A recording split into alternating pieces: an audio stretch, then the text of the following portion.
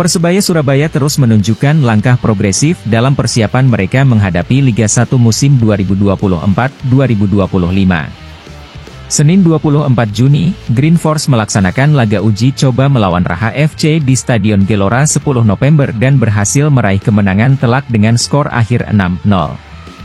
Kemenangan ini bukan hanya soal hasil akhir yang impresif, tetapi lebih pada upaya untuk memetakan kondisi skuad Green Force. Berdasarkan evaluasi tim pelatih, Persebaya menunjukkan perkembangan yang positif.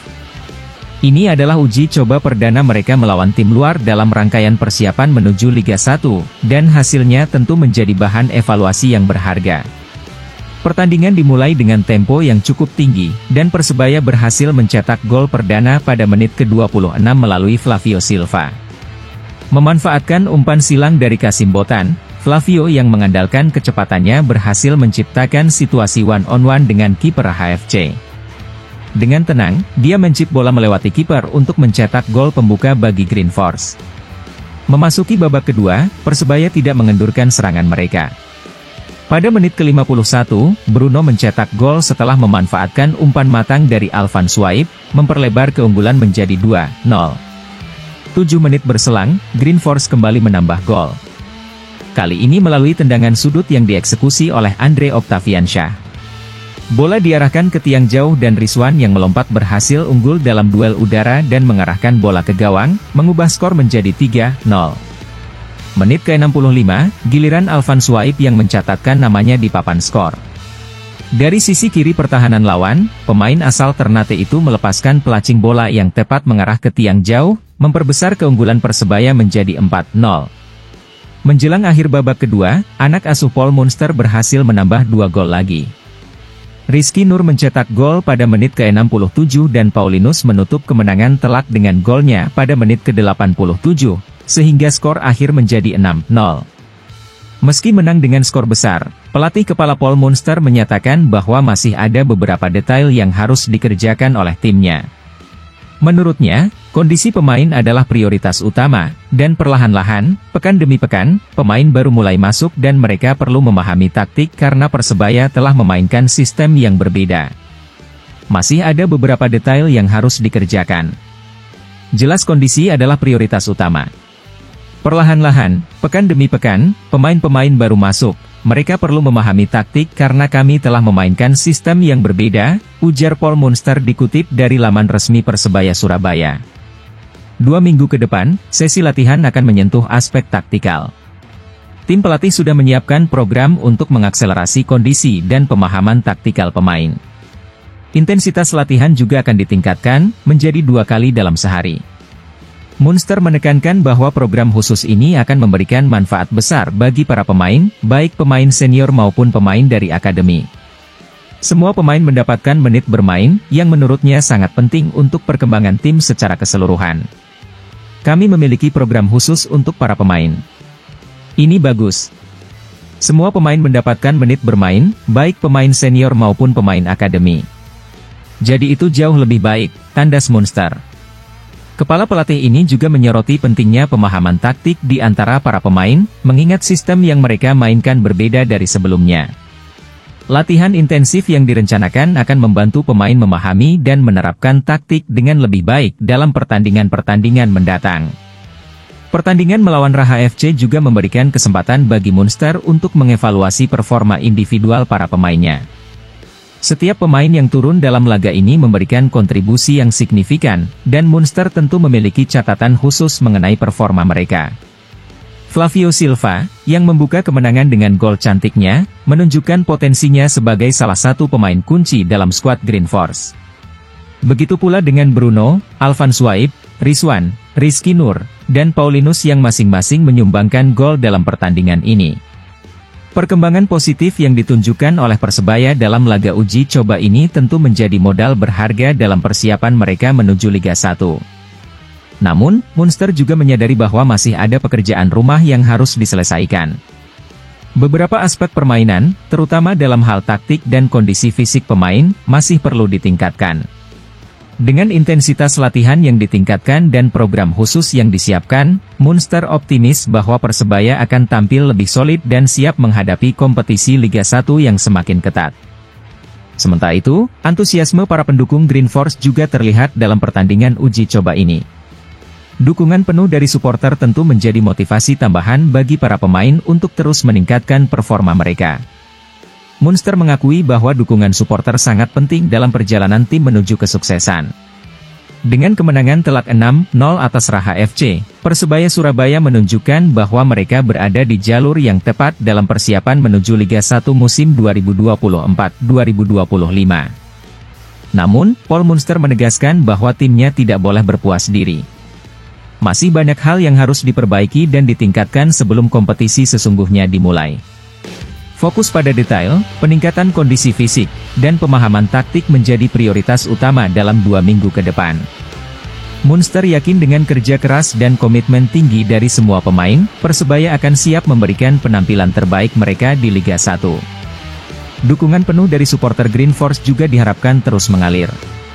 Semangat dan antusiasme supporter akan menjadi tambahan energi bagi para pemain dalam menjalani latihan intensif dan pertandingan-pertandingan berikutnya. Dengan persiapan yang matang dan dukungan kuat dari supporter, Persebaya Surabaya optimistis mampu meraih hasil terbaik di Liga 1 musim 2024-2025.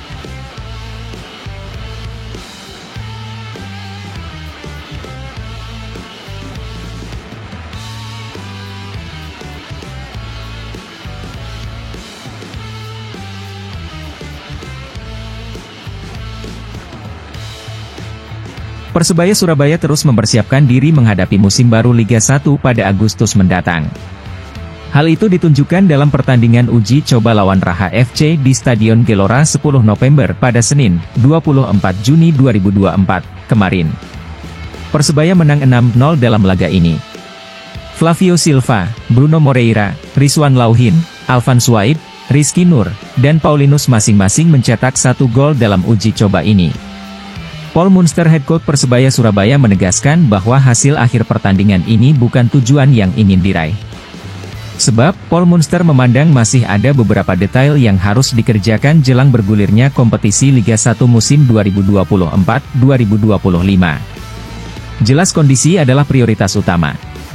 Perlahan-lahan, pekan demi pekan, pemain-pemain baru masuk. Mereka perlu memahami taktik karena kami telah memainkan sistem yang berbeda, ujar Paul Munster dalam laman resmi Persebaya. 2 minggu ke depan, latihan akan menyentuh sesi taktikal. Tim pelatih sudah menyiapkan program untuk mengakselerasi kondisi dan pemahaman taktikal pemain. Intensitas latihan akan ditingkatkan, menjadi 2 kali seri. Kami memiliki program khusus untuk para pemain. Ini bagus. Semua pemain mendapatkan menit bermain, pemain senior dan pemain akademi. Jadi itu jauh lebih baik, terangnya.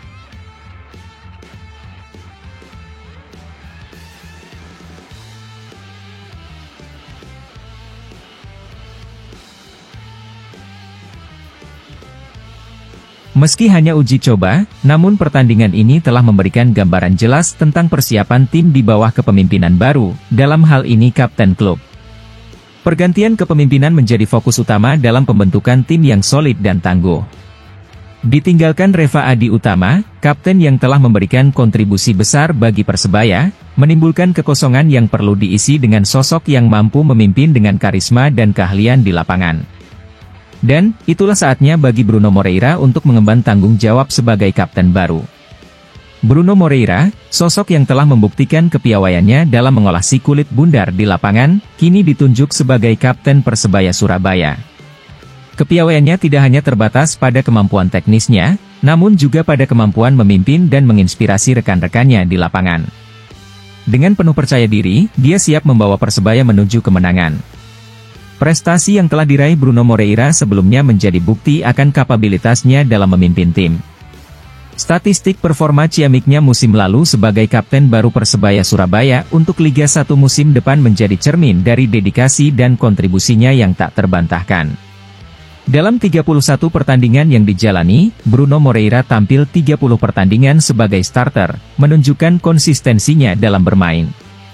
Di balik angka-angka tersebut terdapat cerita tentang dedikasi dan semangat juang Bruno Moreira dalam menghadapi setiap pertandingan.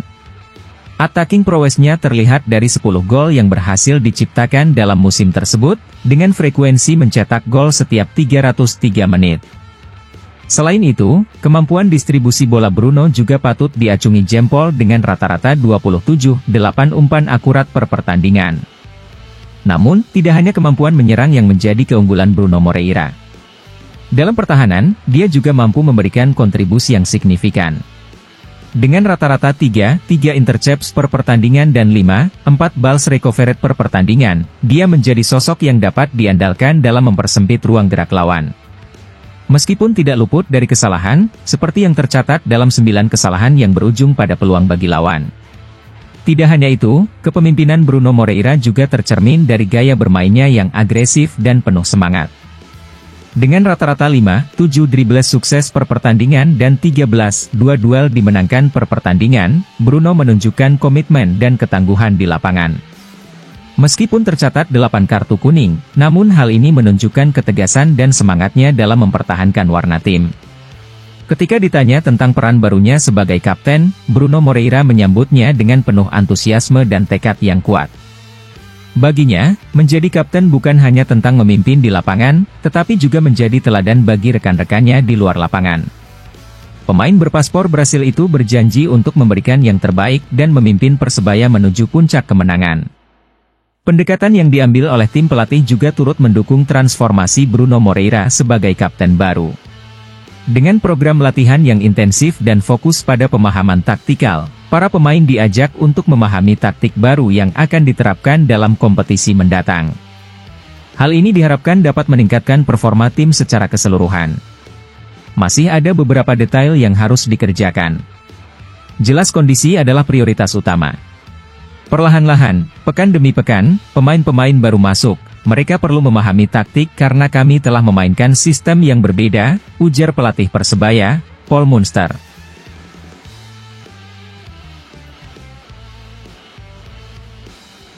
Persebaya sudah menemukan satu pilar di lini belakang. Ingat namanya, Slavko Damjanovic. Dia adalah bek berkewarganegaraan Montenegro yang musim lalu membela Bengaluru FC, tim kasta tertinggi Liga India. Slavko Damjanovic adalah bek tengah pilihan Paul Munster sendiri.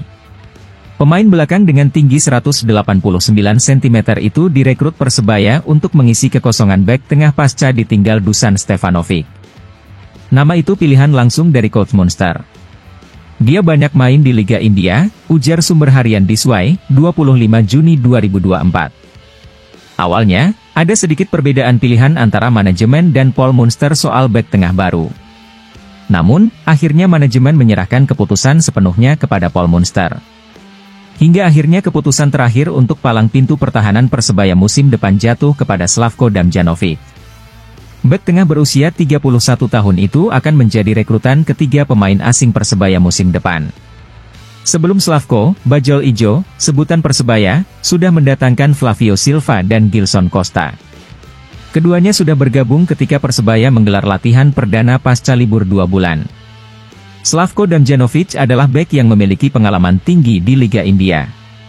Musim lalu bersama Bengaluru FC, Slavko Damjanovic mencatatkan 18 kali penampilan, dengan rincian 16 kali di Liga Super India dan 2 kali di India Super Cup. Persebaya mendatangkan Slavko Damjanovic dengan status bebas transfer. Sebab, kontrak sang pemain dengan Bengaluru FC sudah habis sejak 31 Mei 2024. Di Liga India, Slavko Damjanovic juga berhasil mengukir prestasi. Di musim 2022-2023 Slavko Damjanovic sukses membawa ATK Mohun Bagan SG menjuarai Liga India. Kehadiran Slavko Damjanovic di benteng pertahanan Persebaya diharapkan bisa menjadi solusi bagi buruknya pertahanan Bajul Ijo. Sebab musim lalu Persebaya kebobolan 46 gol. Sekilas Slavko Damjanovic memiliki kemiripan dengan palang pintu Persebaya musim lalu, Dusan Stefanovic. Dari kaki dominan, keduanya sama-sama berkaki kiri. Kemudian, latar belakang kedua bek itu pun sama, berasal dari Eropa Tenggara. Mari kita lihat performa Slavko musim depan. Bisakah dia melampaui performa Dusan Stefanovic musim lalu?